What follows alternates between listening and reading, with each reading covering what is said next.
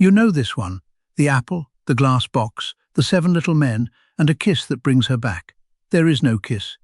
In the story the Grimms actually printed, she wakes up because a servant carrying her coffin trips over a bush. Walt Disney put the kiss in 1937, and the woman who wants her dead is not her stepmother.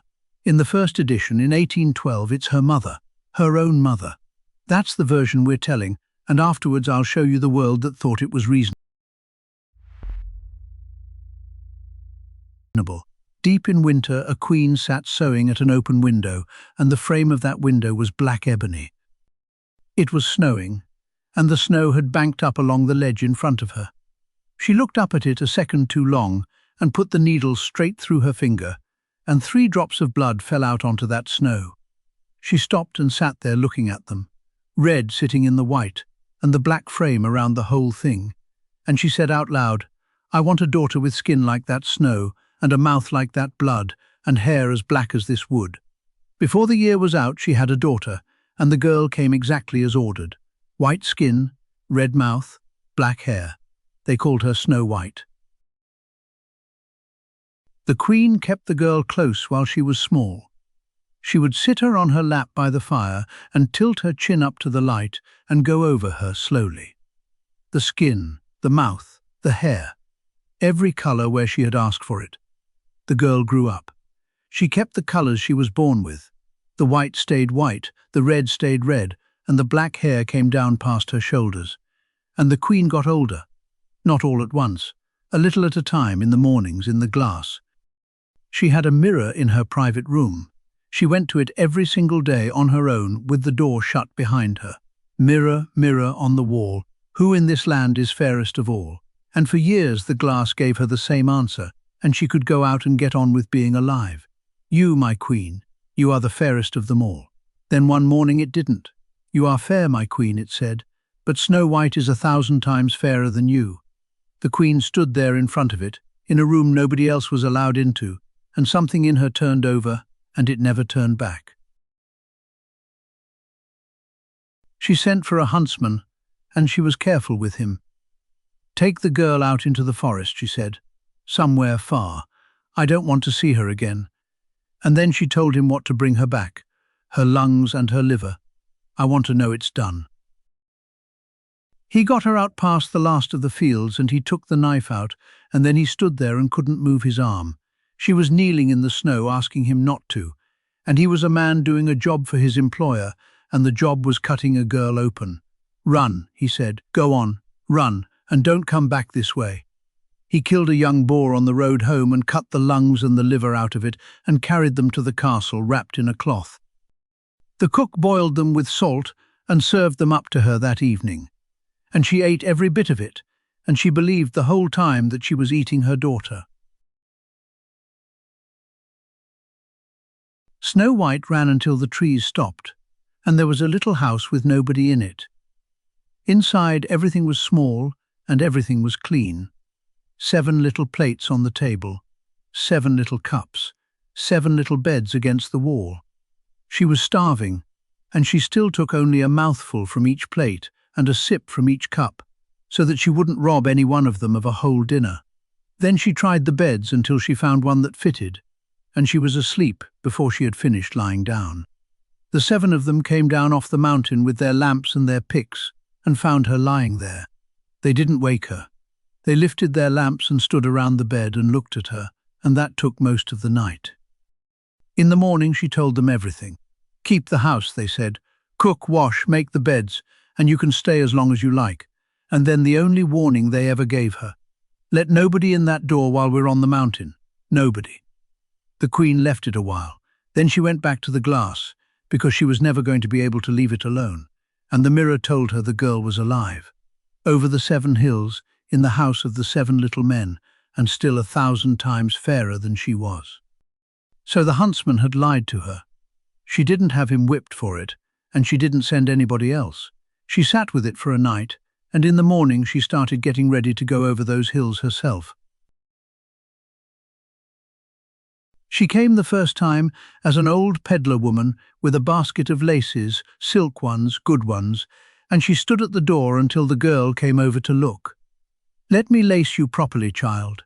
You've done it like a farm girl." And she put a knee against her back and hauled on it until Snow White could not get any air in at all, and the girl went down on the boards and stopped moving. The seven found her that evening and cut the lace off her, and she started breathing again. And the queen got home and asked the glass, and the glass told her, and she went out again. The second time it was a comb, and she'd put poison in the teeth of it. "Look at the state of your hair," she said. "Sit down, let me." She had it through twice before the girl even thought about it. Snow White was on the floor before the third stroke. They pulled the comb out and she came back again. And the queen went home to the glass, and the glass told her, and this time she didn't go straight out. She went into her workroom and locked the door behind her. She took her time over that apple. She wasn't in any hurry now. She made it beautiful white down one side and red down the other, the kind of apple you'd pick up off a market stall. She put the poison into one half only, and she worked it in until there was nothing on the skin to see. Snow White wouldn't take it. "I'm not allowed to take anything from anyone," she said. And the woman didn't argue with her. She just laughed and cut the apple in half and ate the white side herself, standing right there in front of her. So the girl took the red side. She got one bite into her mouth and she was dead before she reached the floor. This time there was nothing to cut and nothing to pull out. They sat with her for 3 days and she didn't change. And then they found they couldn't put her in the ground. She hadn't gone grey and she hadn't gone wrong. 3 days and her mouth was still red and her skin was still white and her hair was still black. And she was warm to touch. So they made a box out of glass so they could still see her. And they wrote her name across it in gold letters, and they carried it up onto the mountain. One of them was always up there with it. And the birds came, an owl, then a raven, and then a dove that stayed. A prince came over that mountain with his men and saw the box standing there in the snow and the little man sitting beside it. He didn't ask who she was. He didn't ask what had happened to her. He said, "Let me have her. Name your price, I'll pay it. I can't live without looking at her." And they felt sorry for him. So they gave him the dead girl. His men carried it down on their shoulders, and one of them put his foot in a bush and stumbled, and the box came down hard. And the piece of apple that had been sitting in her throat all that time came loose, and she opened her eyes. He took her home with him, and she went. She was awake, she was alive, and before the year was out, the two of them were married, and they invited the queen to the wedding, because she was still the bride's mother, and nobody in that castle had ever said out loud what she had done. Before she left for it, she went and asked the glass one more time, and it told her that the young queen at that wedding was fairer than she was. She went anyway. She put her coat on and she went, because she could not sit in that house all evening and not know. She came into the hall, and she looked down the length of it, and the bride standing at the far end was Snow White. And the queen couldn't move. They had a pair of iron shoes waiting for her in the coals of that hall. They'd been in there long enough to go red.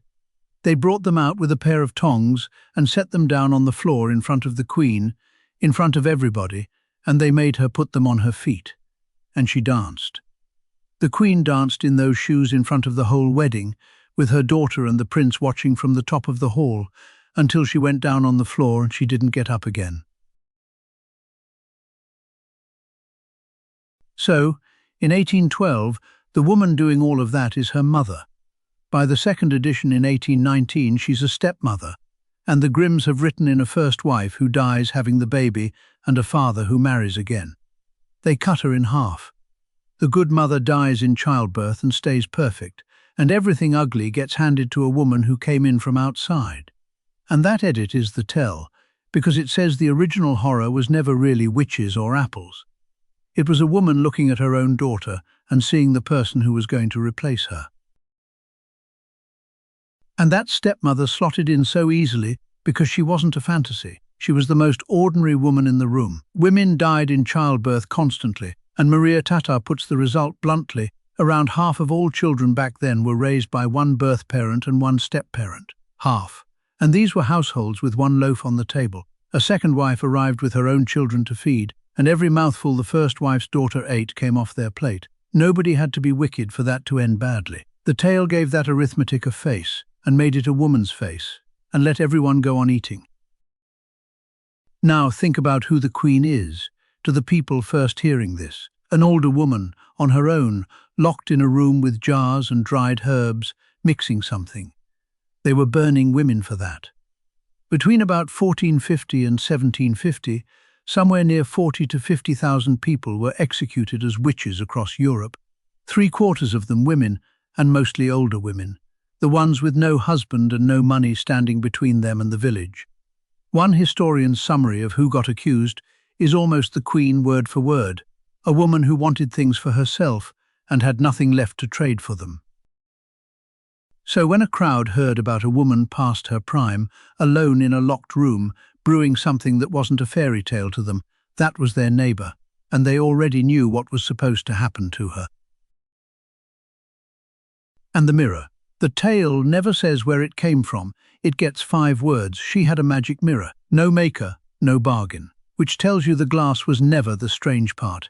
It had been answering her for years and she was content. Nothing about it changes. Only the answer changes. And to the people first hearing this, a mirror was not furniture. Flat glass came out of Venice in the 1500s, and a good one cost about what a warship cost. There were French nobles who sold a country estate to own one. So the most expensive thing in that castle is the thing that destroys her. And the church had already decided what mirrors were. There is a pope on record saying the devil can hide himself in a field or a mirror. The painters agreed a woman with a mirror is the standard picture of sin, and in some of them, the face looking back out of her glass is the devil's, with her jewels laid out and a skull on the table beside her. So the tale is a sermon with a plot. The vain woman is damned and burned. The meek girl who keeps house and speaks when spoken to gets everything. And when she dies, she doesn't rot, she lies in a glass case perfect, with pilgrims coming up the mountain to look at her. That's not a coffin, that's a reliquary. They made the obedient girl into a saint. And go back to the first thing this woman ever does. She doesn't ask for a child who is healthy, or clever, or kind. She looks at the snow and the blood and the black wood and specifies a colour scheme. White, red, black. That is not a wish for a daughter. That is an order placed with a workshop.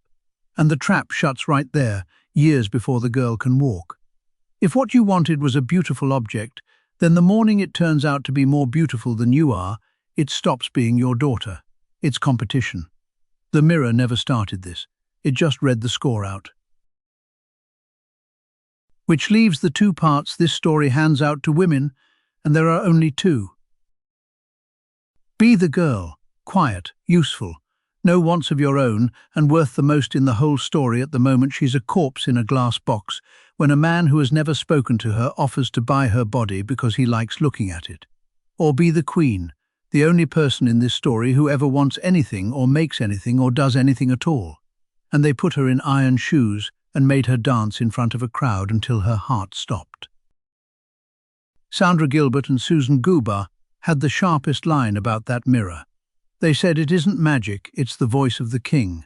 The judgment of the men who decide what a woman is worth moved into her bedroom, then into her head, until she is saying it to herself with the door shut. It never once tells her she is old. It tells her another woman scores higher. Those 2 were never fighting each other. They were both losing to the thing on the wall. So tell me below. Villain or a woman who was told from the day she was born that her face was the only thing she had, and then watched it go, in a century that burned women like her for less? And who is holding the mirror now? Next, from the dark, Rapunzel and the line in the first edition the Grimms quietly took out, once they worked out what it told you.